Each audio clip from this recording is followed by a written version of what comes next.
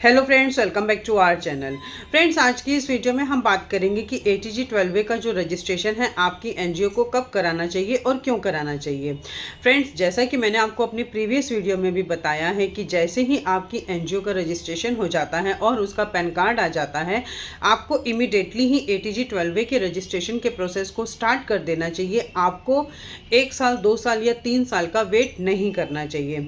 Friends, जहाँ तक मेरा प्रैक्टिकली एक्सपीरियंस है, मैं आपको बता दूं कि किसी भी एनजीओ को रन करने के लिए ATG 12A के रजिस्ट्रेशन सर्टिफिकेट का होना बहुत ज़रूरी है। अदरवाइज़ आप अपनी एनजीओ को एक लंबे समय तक नहीं चला पाएंगे। और फ्रेंड्स, काफ़ी सारे लोगों को ये कन्फ्यूज़न रहता है कि ATG 12A का जो रजिस्ट्रेशन है वो 3 साल के बाद लेना चाहिए। बट फ्रेंड्स, ऐसा नहीं है। जैसे ही आपके पास आपकी एनजीओ का पैन कार्ड आ जाता है, आप इमीडिएटली ATG 12A के रजिस्ट्रेशन सर्टिफिकेट के लिए अप्लाई करते हैं और पहले आपके पास प्रोविजनल रजिस्ट्रेशन सर्टिफिकेट आता है जो 3 साल के लिए वैलिड होता है। लेकिन अगर आप अपनी एनजीओ में एक्टिविटीज़ करना शुरू कर देते हैं तो वो आपको परमानेंट के लिए 6 महीने के बाद ही अप्लाई करना ज़रूरी होता है। तो फ्रेंड्स, ATG 12A का रजिस्ट्रेशन सर्टिफिकेट लिए बिना आप अपनी एनजीओ को प्रॉपर वे में रन नहीं कर सकते हैं।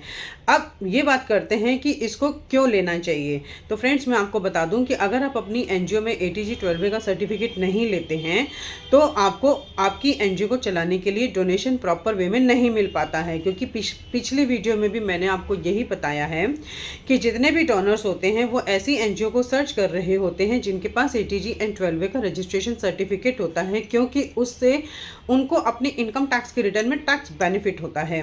और फ्रेंड्स, मान लीजिए अगर आपने 3 साल तक अपनी एनजीओ में ATG and 12A के रजिस्ट्रेशन सर्टिफिकेट के लिए अप्लाई नहीं किया और आप अपनी एनजीओ की इनकम टैक्स के रिटर्न को फाइल करते हैं, तो आप उसको बिजनेस फॉर्म में ITR फाइल कर देते हैं, जिसकी वजह से जब फ्यूचर में आप ATG 12A के लिए अप्लाई करना चाहते हैं तो कॉम्प्लिकेशंस क्रिएट हो जाते हैं और आपकी टैक्स लायबिलिटी बन जाती है।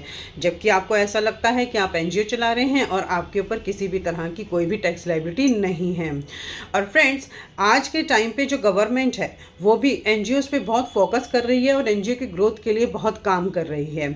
इसलिए मेरी सजेशंस यही हैं कि आप ATG 12A के रजिस्ट्रेशन के लिए बिना वेट किए, जैसे ही आपके एनजीओ के पास आप पैन कार्ड आ जाता है, आप उसके लिए अप्लाई कर दें।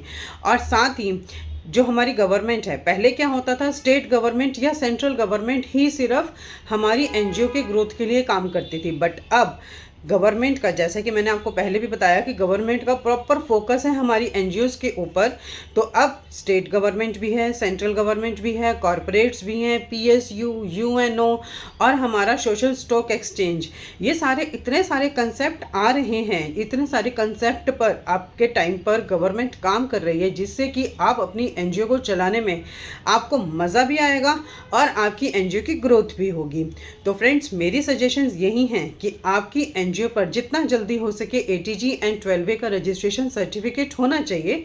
और अगर आपने अभी तक अपनी एनजीओ में ATG and 12A का रजिस्ट्रेशन सर्टिफिकेट नहीं लिया है तो आप स्क्रीन में दिए हुए कॉन्टैक्ट नंबर्स पे आप हमें कॉन्टैक्ट कर सकते हैं, ताकि हम आपकी एनजीओ को ATG 12A का रजिस्ट्रेशन सर्टिफिकेट दिला सकें। फ्रेंड्स, आई थिंक ये इन्फॉर्मेशन आपके लिए काफ़ी यूज़फुल होगी। इसी तरह की इन्फॉर्मेटिव वीडियोस को कंटिन्यू देखने के लिए आप हमारे यूट्यूब चैनल प्रोटेक्स कॉर्पोरेट सॉल्यूशंस वंदना रहेजा को और हमारा व्हाट्सएप चैनल प्रोटेक्स कॉर्पोरेट सॉल्यूशंस वंदना रहेजा को subscribe, like, share and comment करना ना भूलें। Thank you.